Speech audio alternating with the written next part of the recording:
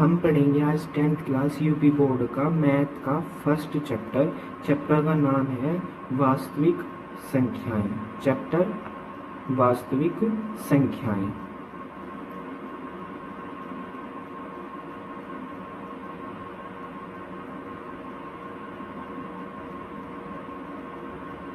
ठीक है।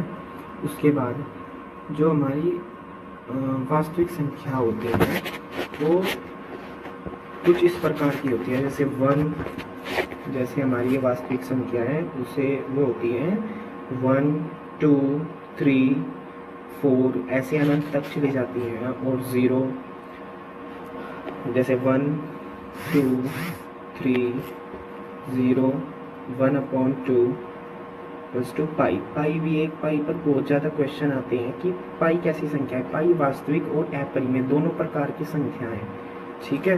ये जो दोनों प्रकार की हमारी संख्याएं होती हैं।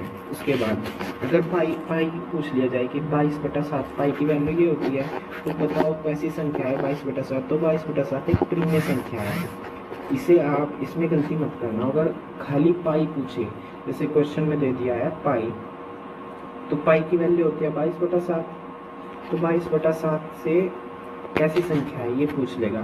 तो पाई बराबर 22/7 होती है। तो 22/7 कैसी संख्या है? 22/7 एक प्रीमिय संख्या है।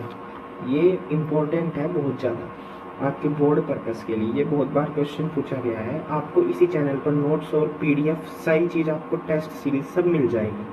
उसके बाद आती है हमारी वास्तविक संख्या।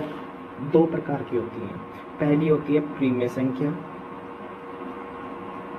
प्रीमिय संख्या। उसके बाद दूसरी होती है अपरिमेय संख्या, अपरिमेय संख्या, ठीक है। अब देखो प्रीमिय संख्या क्या होती है। जो 0 1 2 -2 -8 1/2 और 1/3 तक जाती हैं, जिन्हें p/q के रूप में लिख सके, जिन्हें p/q के रूप में लिख सके, ठीक है। p/q के रूप में लिख सके, जिन्हें p/q के रूप में लिख सके। ये आप एक बहुत इंपॉर्टेंट है प्रीमिय संख्या। इसके बारे में आप ध्यान से पढ़ लेना। जैसे मैं पढ़ा रहा हूँ बोर्ड में सेम पर्पस यही है। बिल्कुल भी आपको कोई ऐसा वैसा क्वेश्चन नहीं मिलेगा। जो मैं बताऊंगा वैसा ही क्वेश्चन मिलेगा। अगर आप इतना पढ़ लेते तो आपके 70 में से 70 मार्क्स आ जाएंगे आराम से। उसके बाद आती है अपरिमेय संख्या। वे संख्या जिन्हें हम p/q के रूप में न लिख सके, जैसे ओनली पाई आ गया। पाई कैसी संख्या है? आपको बताया था, ये क्वेश्चन बहुत बार पूछा गया है कि पाई कैसी संख्या है। पाई एक अपरिमेय संख्या है, अपरिमेय संख्या है। अब देखो पाई क्या है? अपरिमेय संख्या। मैं एक बार लिख देता हूँ उसे। जो पाई होती है वो एक अपरिमेय संख्या होती है, ठीक है। अगर ऐसा आप लिख देते हो तो आपका आंसर सही हो जाता है। अगर उसमें ऑप्शन में दिया है अपरिमेय, तो अपरिमेय पर क्लिक करना है। अगर वहाँ पर देता है, कई बार बच्चे फंस जाते हैं कि वास्तविक संख्या और इनमें से कोई नहीं, तो बच्चे क्या करते हैं, अपरिमेय तो है नहीं तो इनमें से कोई नहीं पर क्लिक कर देते हैं, जो कि एक रॉन्ग आंसर हो जाएगा। इसलिए वहाँ पर वास्तविक संख्या है आपको ऑप्शन में दिया होगा, उस पर आप टिक कर देना, ठीक है। उसके बाद प्रीमिय संख्या कितनी टाइप की होती हैं? 3 टाइप की होती हैं। कैसी होती हैं? 3 टाइप की होती हैं प्रीमिय संख्या, ठीक है। प्रीमिय संख्या 3 प्रकार की होती है या 3 टाइप की होती है। ये आज का जो आपका इंट्रोडक्शन है ये सिर्फ संख्याओं का ज्ञान के लिए है, ठीक है। उसके बाद आपकी प्रैक्टिस चलेगी। और ये 3 प्रकार की होती हैं। फर्स्ट जो है, फर्स्ट नंबर पर आती है हमारी पूर्ण संख्या। क्या आती है? फर्स्ट नंबर पर आती है पूर्ण संख्या। पूर्ण संख्या। अब पूर्ण संख्या क्या होती है? जो 0 से स्टार्ट होकर के अनंत तक जाती हैं। जिससे जो 0 से स्टार्ट होकर के अनंत तक जाती हैं। अब सेकंड नंबर पर आता है हमारा पूर्णांक। अब पूर्णांक क्या है? जो 0 यानी जैसे आपने देखा है ना, माइनस इधर भी और -1 बीच में 0 हो गया, इधर प्लस के इधर माइनस के, वो होती है हमारे पूर्णांक, ठीक है। जैसे आपने पीएच स्केल देखा होगा, इधर माइनस में इधर प्लस में, ठीक है। अब देखो प्राकृतिक संख्याएं, अब बात आती है प्राकृतिक संख्याएं में। प्राकृतिक संख्याएं क्या होती हैं, जैसे वो एक से शुरू होकर और अनंत तक जाती हैं, ठीक है।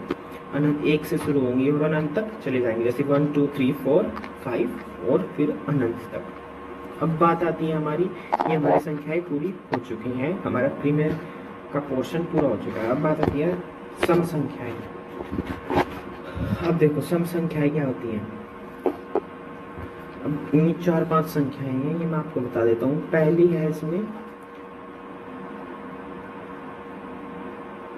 ये पूर्णांक का, एक बार नोट्स इसी से बना लेना। अगर मैं वैसे आपको नोट्स के पीडीएफ पूरे यूट्यूब में ही डाल दूंगा, उससे आप नोट्स बना लेना, ठीक है। अब बात आती है सम संख्या, विषम संख्या और अभाज्य संख्या और भाज्य संख्या, ठीक है। ये हमारे पास कुछ संख्याएं होती हैं। और सबसे पहले हम पढ़ेंगे सम संख्या, ठीक है। क्या पढ़ेंगे? सम संख्या। अब जो हमारी ये सम संख्या है, ये होती है जो 2 से विभाजित हो जाती हैं। जैसे 2 से विभाजित हो गया, दो तो खुद भी विभाजित हो जाता है 2 से, तो 4 6 8 10 12 14 ये जो है 2 से विभाजित हो जाती हैं। अब विषम संख्या की बात आती है जो 2 से विभाजित नहीं होती हैं।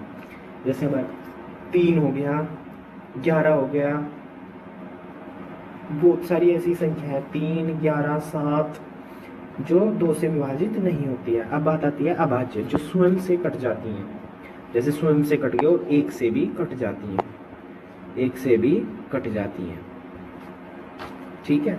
ये आपकी बात हो गई अभाज्य संख्या की। अब आप पूछोगे इन चीज़ों से ना, जो बेसिक चीज़ें हैं, ज़्यादातर मैं बता दूँ सम संख्या और विषम संख्या ये पूछी जाती है, और ये अभाज्य भाज्य कम पूछी जाती हैं, ठीक है।